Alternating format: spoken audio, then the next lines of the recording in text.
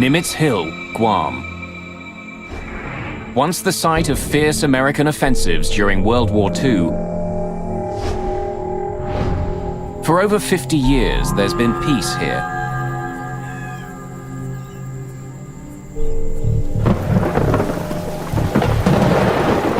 Now the hill is peaceful, invaded by hunters.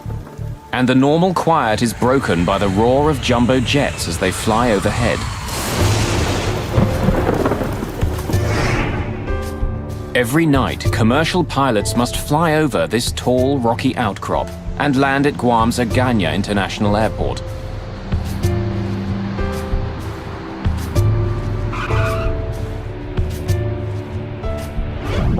Flights come from airports all across Asia. Just past midnight, on August the 6th, 1997, Korean Airlines Flight 801 is on its way to Guam from Seoul, South Korea. 42-year-old captain Park Young-chol is at the controls. A former Korean Air Force pilot, Park has been flying 747s for more than 6 years. Just a few months ago, he received a Flight Safety Award from the President of Korean Air for successfully handling a 747 engine failure at low altitude.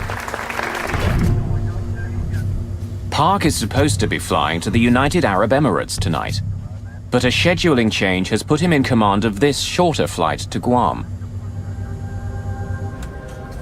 In the cabin, Korean, Japanese, and Western tourists are heading for Guam's pristine beaches.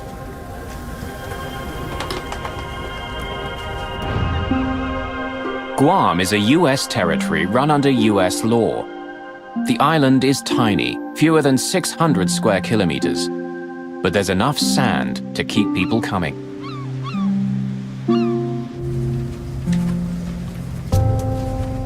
"24-year-old Sean Burke and his girlfriend Wendy Bunton are planning to make the most of Guam's beaches. They're flying in from San Diego for a vacation. Sean and Wendy were going to Guam to do some scuba diving, reef diving, and at the same time, they were going to visit her brother who was in the Navy over there. He was a Navy doctor. Flight 801 is taking Barry Small back to work. He's returning to Guam from New Zealand for another 6-month contract as a helicopter pilot. But he does it with a heavy heart. The night before I left, my father had a heart attack, and I had to CPR him till the ambulance arrived, and decided to cancel the contract so I could help him. But he was insistent that you must carry on with your job. The flight is still a couple of hours from Guam when the calm evening is brutally interrupted.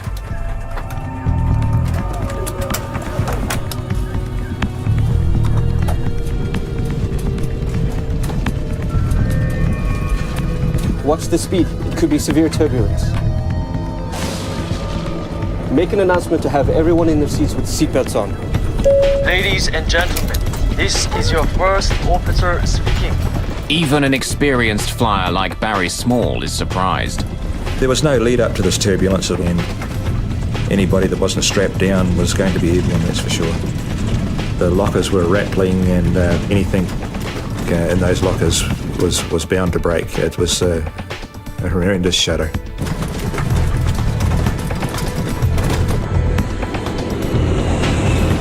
It's heavy turbulence. But the crew ride it out. Eventually, the flight returns to normal. We're through it. Let the passengers know. Ladies and gentlemen, this is your first officer speaking. We have cleared the turbulent area. But it's left some of the passengers shaken. Shh. It's okay, Rika. We'll be there soon. Ma'am, if you don't mind, I'm gonna move this duty-free up here for you.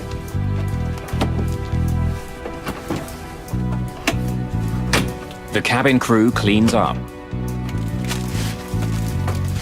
And the passengers settle in for the rest of the trip. Because of the 12-hour stopover in Seoul and no change of clothes, it was getting rather uncomfortable in a tropical environment, and I took my shoes off just to relax a little bit and feel more comfortable. Captain Park and his crew begin looking ahead. They know there's more unsettled weather coming. Rain has been hitting Guam on and off all day. In fact, August is the heart of the island's rainy season. Small showers can pop up, making visibility unpredictable.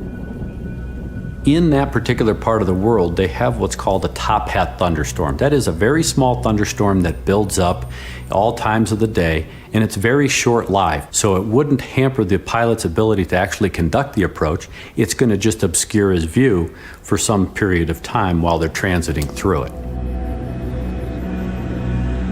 Just past 1 in the morning, Korean Air Flight 801 makes initial radio contact with Kurt Mayo, the radar controller at Guam's airport. Guam Center, Korea 801, leaving level 410 for 2,600. Korean Air 801, roger. The crew aren't the only ones preparing to land.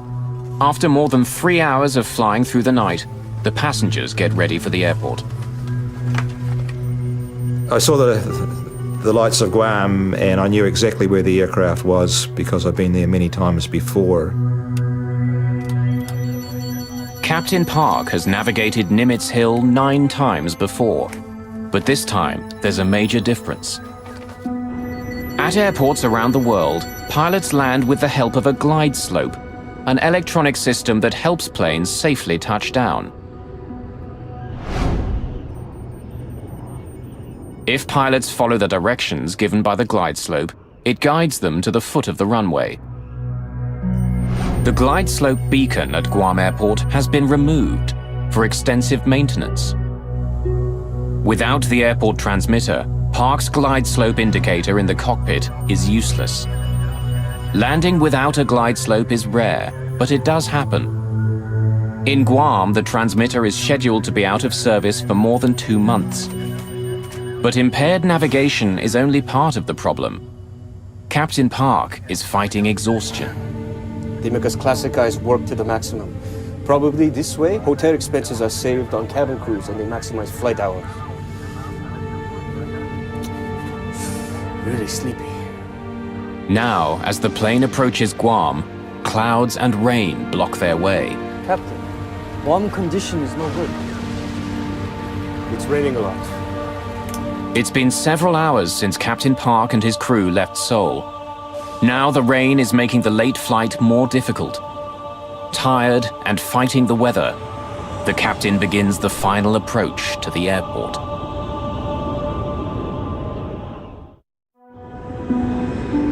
August the 6th, 1997. It's close to 1:30 in the morning. On Korean Airlines Flight 801, a tired captain is preparing to land at Agana Airport on the island of Guam. In the cabin, 237 passengers are getting ready to begin their holidays or get back to work. The flight, other than the turbulence, was totally normal. We had our meals, and it was just a totally normal flight in every way.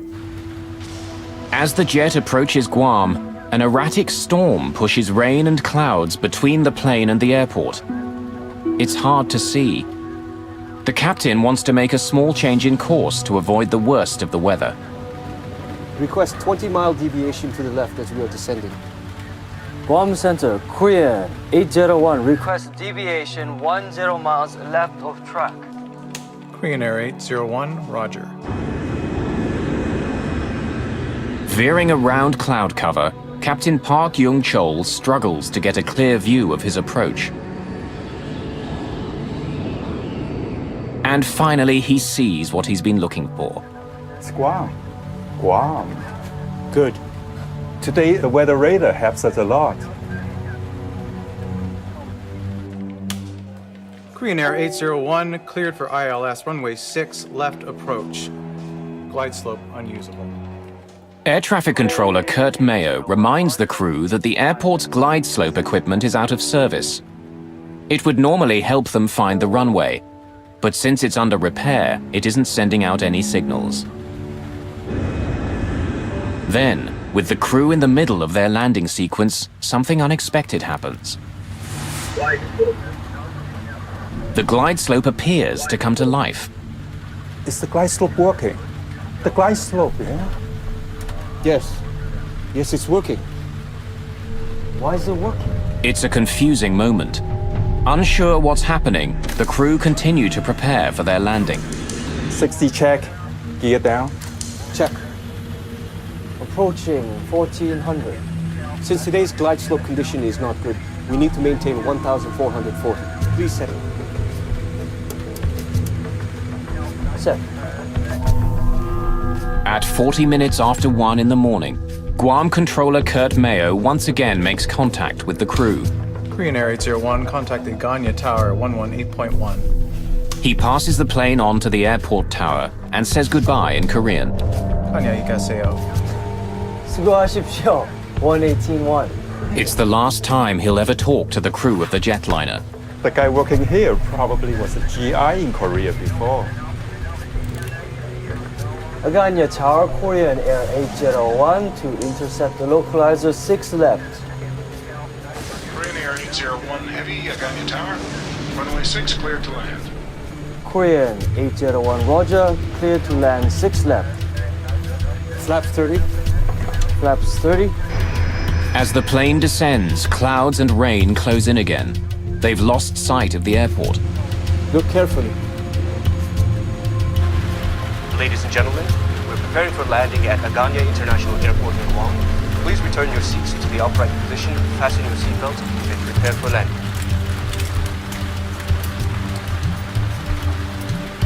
Set 560 feet. As the plane flies closer to the ground, the crew expects they'll see the airport any second. But the rain makes it hard to see anything.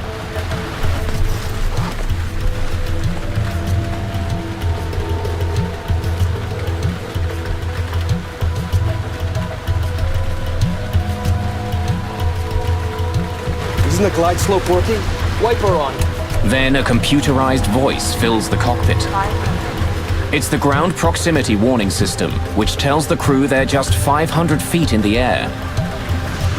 But they still can't see the runway.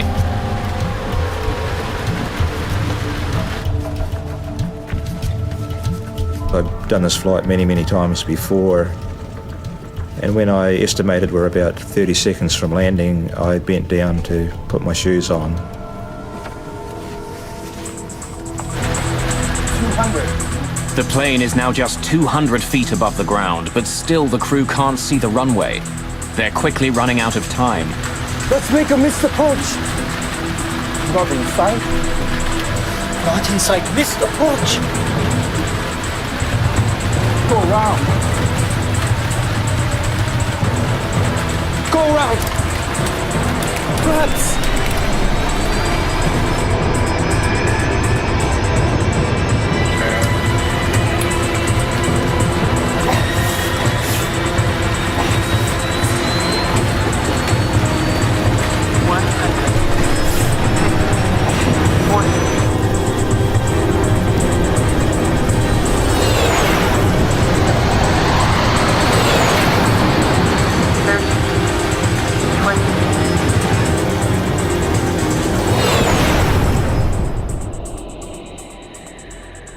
I had no doubts this was still just a normal landing, and the aircraft went on and was decelerating quicker than normal, but nothing to really alarm me.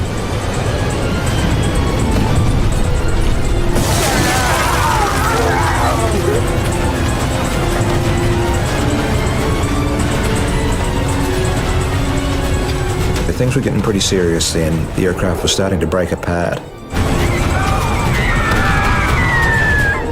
I forced myself up to look, and there was just bottles, bags, everything you could imagine was coming out. Only way I can really describe it is like about 1,000 737s landing all at once. On a wooded hillside in Guam, the shattered plane finally grinds to a halt.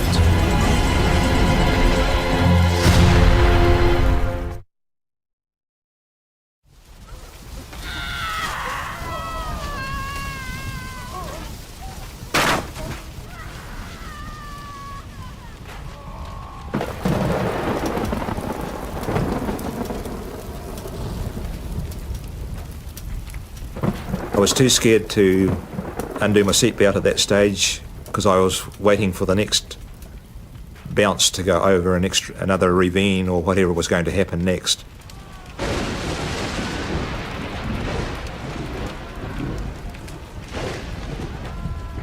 Miraculously, 11-year-old Rika Matsuda has survived and is virtually unhurt. But her mother is trapped and injured.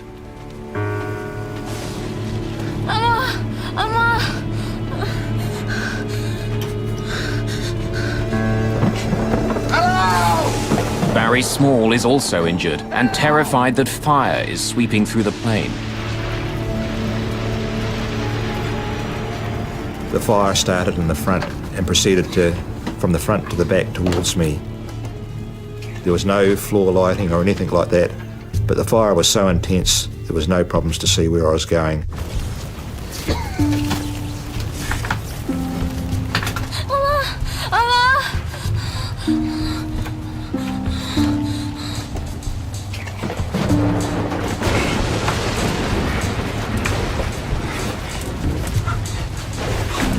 If help doesn't arrive soon, those who survived the initial crash may be trapped inside the cabin.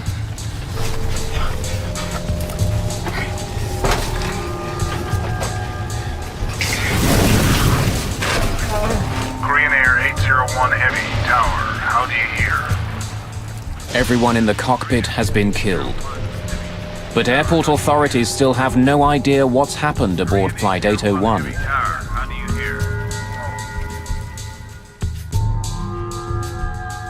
Hurt by the crash and desperate to escape the ruined plane, Barry Small stumbles towards an opening in the cabin. I got back these six seats, and then there was about a 6-foot drop down to the ground. The undercarriage had gone completely. I come across an obstacle that I had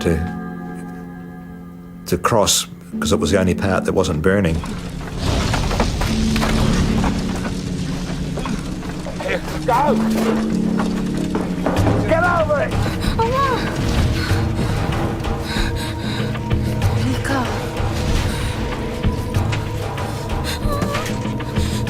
Rika's mother tells her daughter to get out of the burning plane.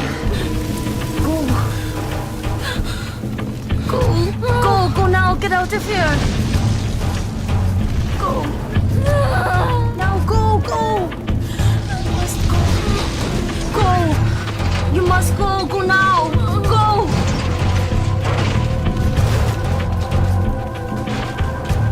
The fire is spreading quickly. As passengers struggle to deal with the disaster, rescue workers don't even know the plane's gone down.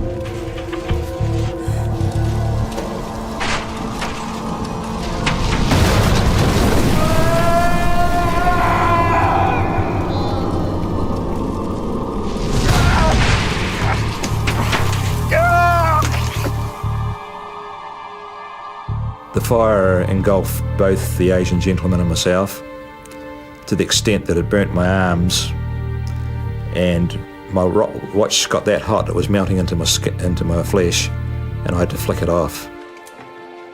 Minutes earlier, Kurt Mayo had passed the passenger jet onto the local tower controllers. Now he learns it hasn't landed yet. Approach Aganya. Did Korean Air come back to you? No. I cleared him to land, and I don't know where he's at. He didn't land? Negative.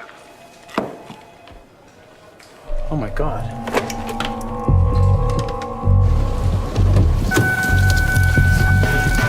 Within minutes, Guam Fire Chief Chuck Sanchez is en route. I was thinking, my God, 747, where's it at? Is it on island? Is it on sea? What is the plan here?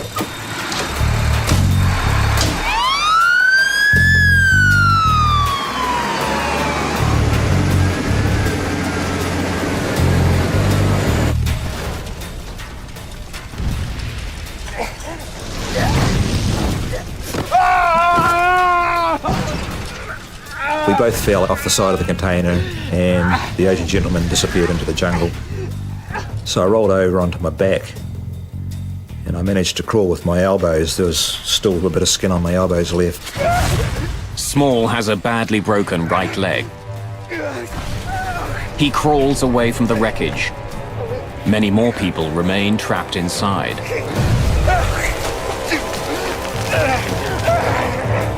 Lying there, it just sounded like a battlefield. It was just like a movie. Things were exploding short of me, going over the top of me. Things were landing beside us on fire. It's just indescribable.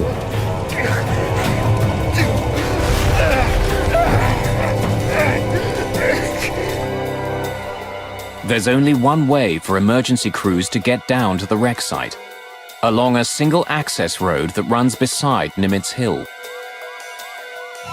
As they race to the accident scene, rescue workers discover a major obstacle. A pipeline has been ripped out of the ground by the crash and thrown across the road. There's no way around it. Having heard about the crash, the island's governor, Carl Guterres, has joined the rescue team. Engine Company 7, get this thing out of the way. You guys, get the medikits and come with me. We reached the closest point of approach to the crash site, which was up the hill and probably about another 150 yards downhill. Gentlemen, turn on whatever lights you got to guide us down this path, and let's do it.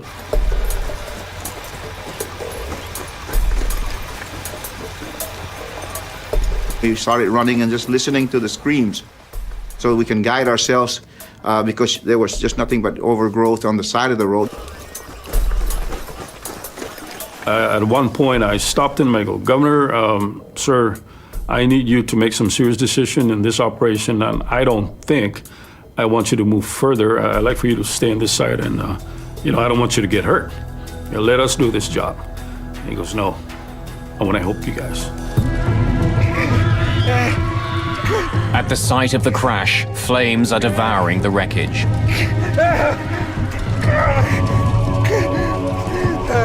Hampered by his broken leg, Small can only look on as people cry out for help.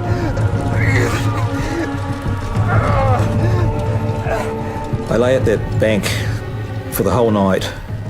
During that time, hearing people call out in a foreign language, which initially sounded like good, healthy calls for help, then turned into screams as the fire got more intense. And after a period of time, the fire even grew worse, and the screams faded away. Finally, almost an hour after the accident, Sanchez's crew reaches the site. I split them up into 2 rescue and search units. I need half of you guys to start from the tail end, and I need the other half to start from the front end of this plane. And let's meet in the middle, and let's do what we can to help the survivors here.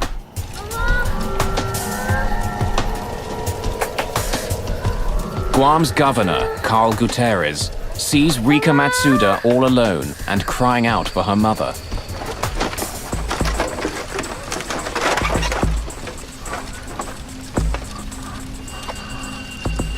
Don't cry, little angel. Everything will be okay. I did not dare let her go. It's something that I almost like there was a bond between me and that little girl. And I found out later she was 11, but she looked really smaller than 11 years old. Fire Chief Chuck Sanchez finds Barry Small in the swordgrass. Take my jacket. He gave me his fire jacket and put it under my head to comfort me. That way. Let's go. Later on, he was very distressed that he had to come back and get it back because he was getting burnt, dragging people and bodies out of the aircraft.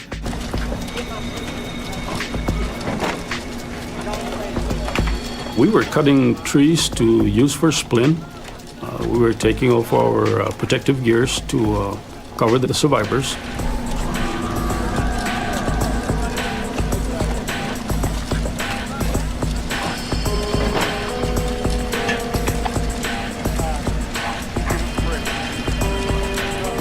It's clear to rescue personnel that for many, they've arrived too late.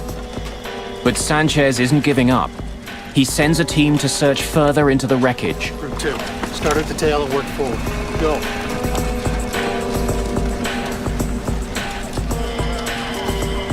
All I heard was this large explosion, man, right where they were at.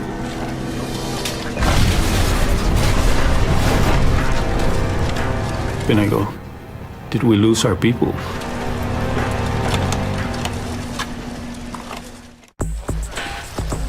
A Boeing 747 has crashed on a rugged hillside in Guam, just a few miles short of the airport.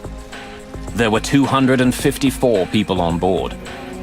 Rescue workers comb through the wreckage when an explosion rips through the remains of the plane.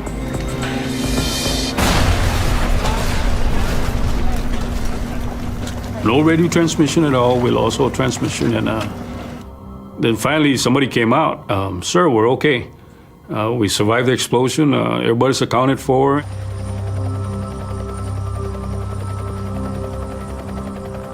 It's not until the dawn finally comes that rescue workers can see the extent of the damage. The plane has spilled down the mountain and broken into several large pieces. Only 26 people survived the disaster.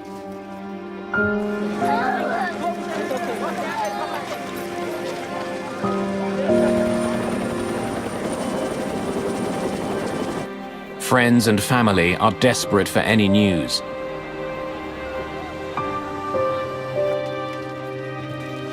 Many bodies are badly burned. Although most of the passengers are Korean, Sean Burke and his girlfriend Wendy Bunton are among a few Americans on the flight.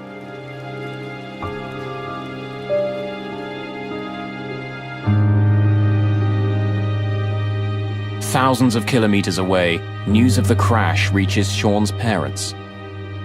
When she hears about the crash, Sean Burke's stepmother doesn't know if Sean is alive or dead. He could have been burned in the crash. He could be unconscious in a local hospital there, and we just wanted to go over and bring him back. So, I mean, because that kept going through our minds that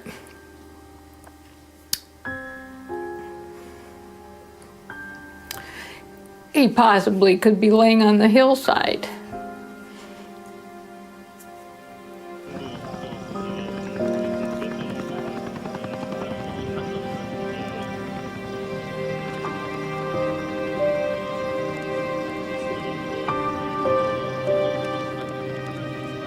Since Guam is an American territory, the responsibility for investigating the crash falls to the National Transportation Safety Board. Greg Fife is the lead investigator. When he arrives on the site, he has to contend with more than just the carnage of the plane crash.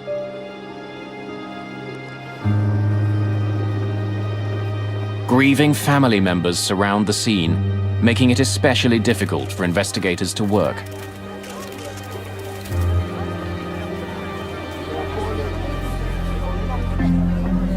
As an accident investigator, you have to keep your emotions in check. It's like being a doctor in an ER room. You see this devastation, you see this tragedy unfolding in front of you. You hear about all of the sad stories, especially when there are kids and innocent people involved. And as an accident investigator, you have to keep those emotions in check because you have to remain objective, you have to remain emotionless to be able to do your job effectively. And we had a whole building full of people just like us. They were all grieving and crying out. It was just horrible.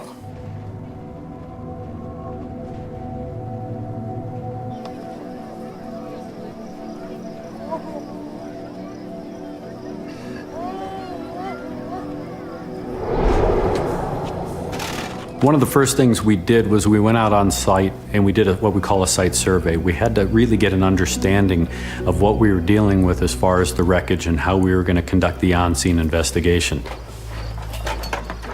During the preliminary investigation, Fife finds that large sections of the plane are almost completely intact.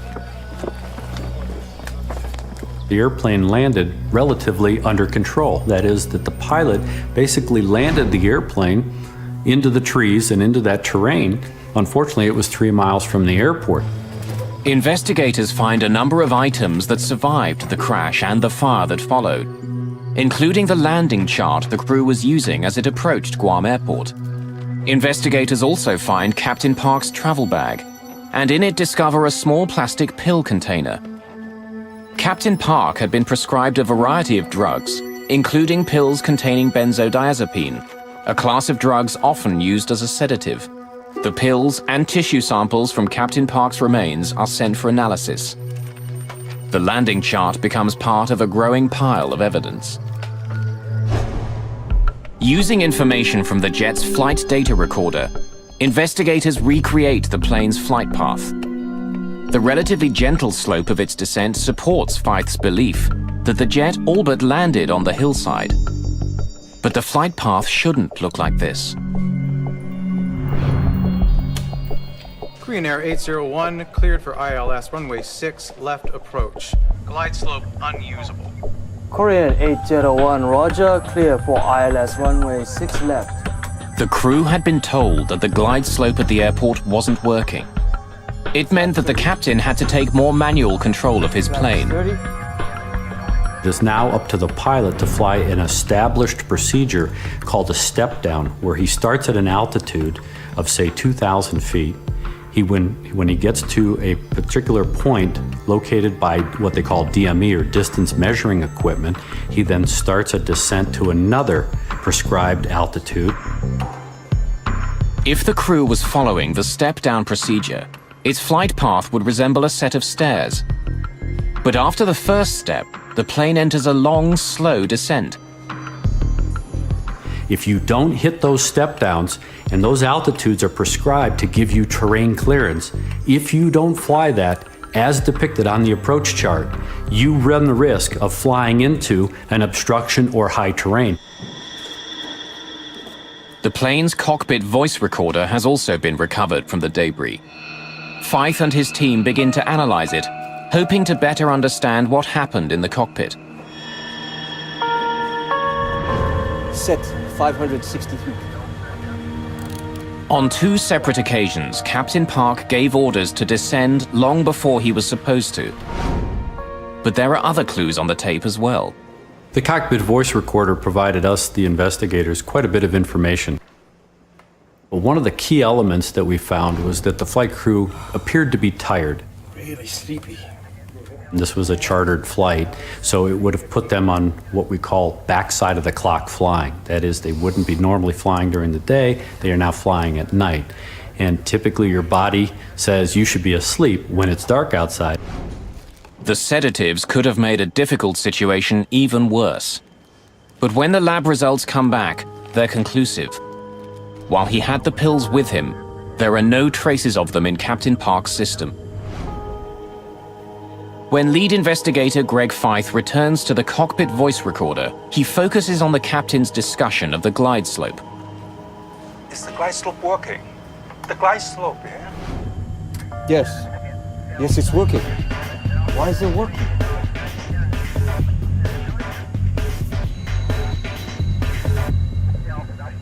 He started to see the glide slope needle move a little bit and started to question the other crew members as to whether or not the glide slope was actually working or not. It's early in the morning.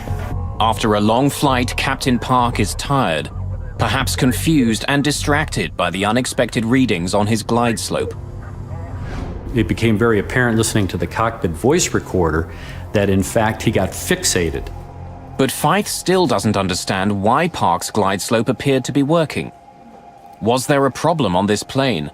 Or is the equipment susceptible to problems that could affect other jets as well?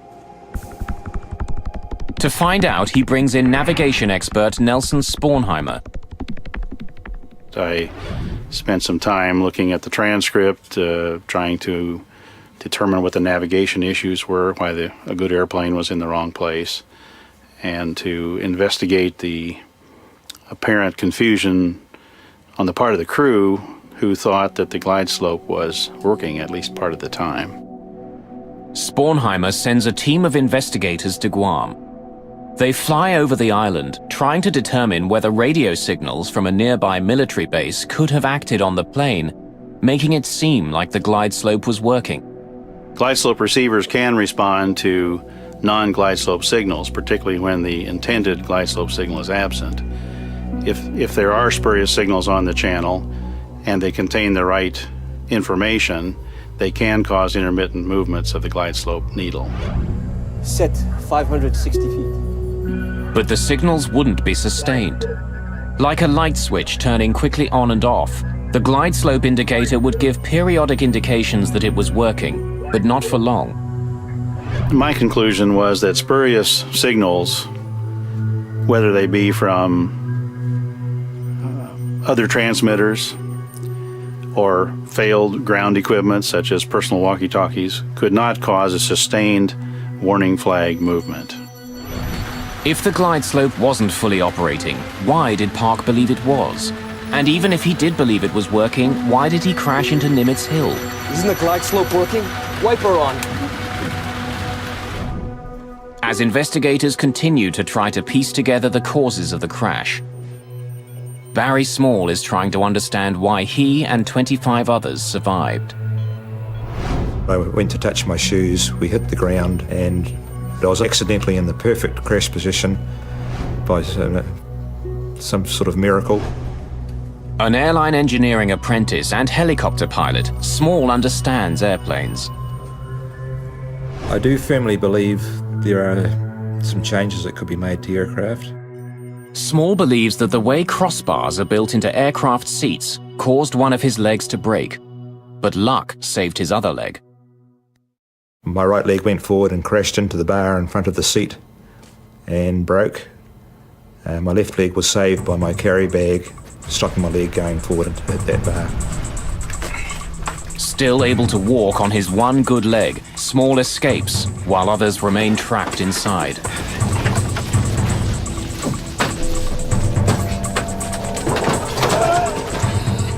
Since she's young, Rika Matsuda's legs are shorter than a normal adult. Sitting normally, her legs wouldn't have been pressed against the crossbar on impact, so she was able to escape the plane. Go now, get out of here. While her mother died. Small is also convinced that the flames that first spread through the cabin of Korean Air Flight 801 were preventable. They estimate that those top lockers had over 462 litres of burnable alcohol on board. Had the plane been full, there could be at least twice that amount. During the crash, Small believes that the duty-free alcohol mixed with oxygen in the plane's ceiling. The combination ignited with deadly results. It's a fire he thinks could have been prevented.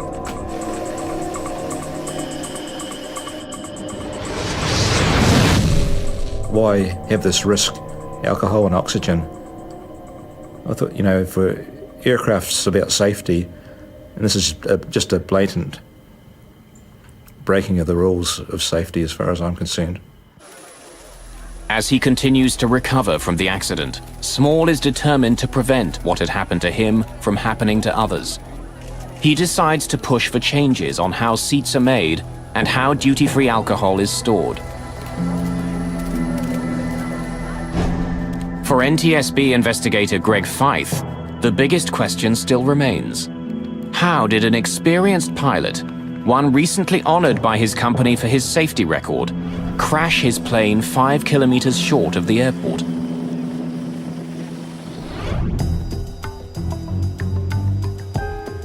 As the investigation continues, he discovers that the landing chart the crew was using was more than 6 months old and out of date. It's an indication that the crew could have been better prepared for the landing.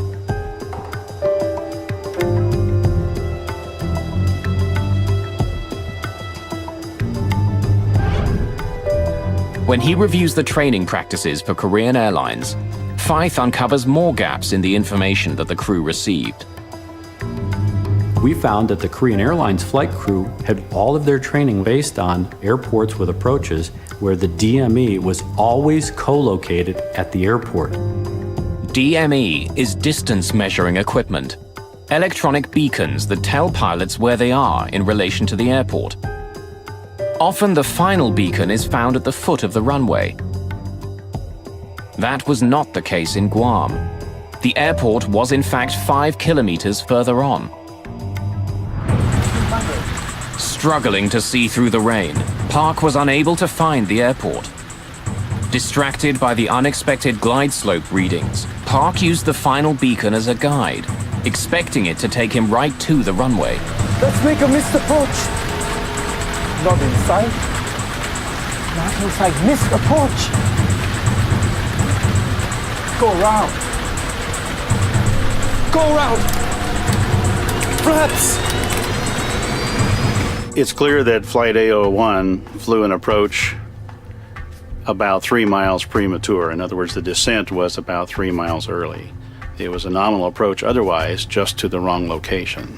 We think that based on fatigue and some of their training, that in fact, when the flight crew crashed the airplane, when the counter got to 0, they thought the airport should be there. A fully loaded 747 weighs more than 200,000 kilograms. Like an enormous ocean liner, it can't change course quickly.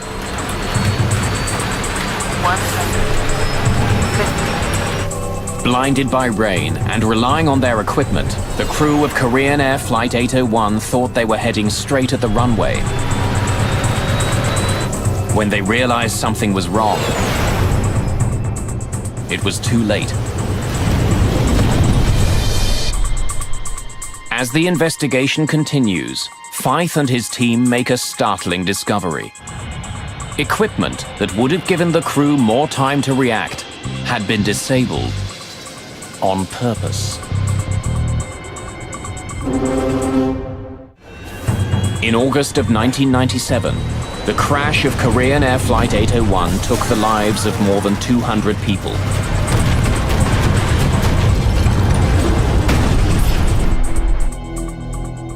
The final accident investigation report is published more than 2 years after the crash. It lays blame on the Korean Airlines training methods and the crew's over-reliance on the jet's automation. But it also has sharp words reserved for the FAA, the body that regulates air travel in the United States. Because of an FAA decision, a critical piece of technology that could have saved Flight 801 was intentionally disabled. The Minimum Safe Altitude Warning System, or MSAW, is a standard piece of equipment at major American airports. But in Guam, the FAA had made a critical alteration to the way it was used. MSAW uses radar to watch the planes as they come into the airport. If they're too low, a warning is given to air traffic controllers, who can then relay it to the crew. But in Guam, the system kept giving nuisance readings to controllers. The controllers kept getting these nuisance warnings. They redesigned the software and moved the limitations of the MSAW further away from the airport, where it afforded no one a level of protection. Instead of watching the planes as they neared the airport, the system in Guam now tracked them when they were more than 80 kilometers away, over the ocean. I think the best way to describe that would have been, and should be, irresponsible. Because you've taken this system that was designed as a level of protection, not only for the controller, but you've taken the protection away from the flying public. For the passengers and crew of Flight 801, the lack of the MSAW system sealed their fate. If the system had been working, the crash could have been avoided. Without it, the crew had no warning at all.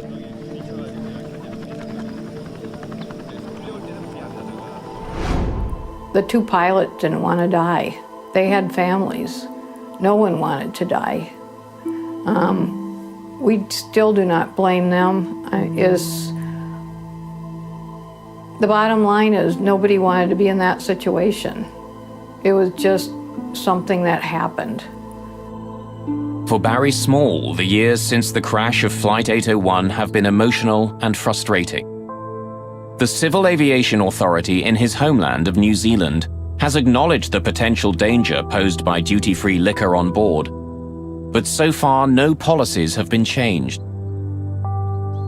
His desire to modify airplane seat design has also been ignored.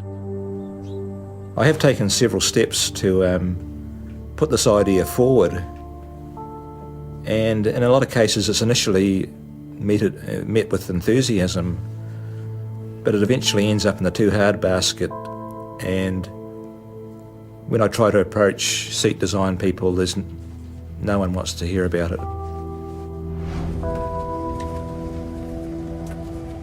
Sean Burke was never officially identified as a victim of Flight 801. Wendy Bunton was positively identified, but DNA samples only proved that a white male was on the plane near her. Bill and I never gave up hope that Sean had survived the crash. Even after we came home for, I would say, a year or two, every time the phone rang, every time somebody knocked on the door, we expected a phone message saying, "Hi, Dad, this is your son, Sean." Eventually, several years after the crash, Barry Small was able to give Kathy Burke and her husband some sense of finality and an enduring image of their son. When we met him, and he wanted to tell us that in the 12-hour layover in Seoul, he was wandering around and finally heard two people speaking English. And he said they were so much in love that he did not want to interrupt their conversation. For Sean's father, the deep sorrow of the crash will never completely leave. For me, the grief of Sean's loss never ends. Hasn't gotten better, hasn't got worse. Just another day. For everybody else, it's gone. You know, I expect people to move on, but I'll be this way till the day I'm with him again.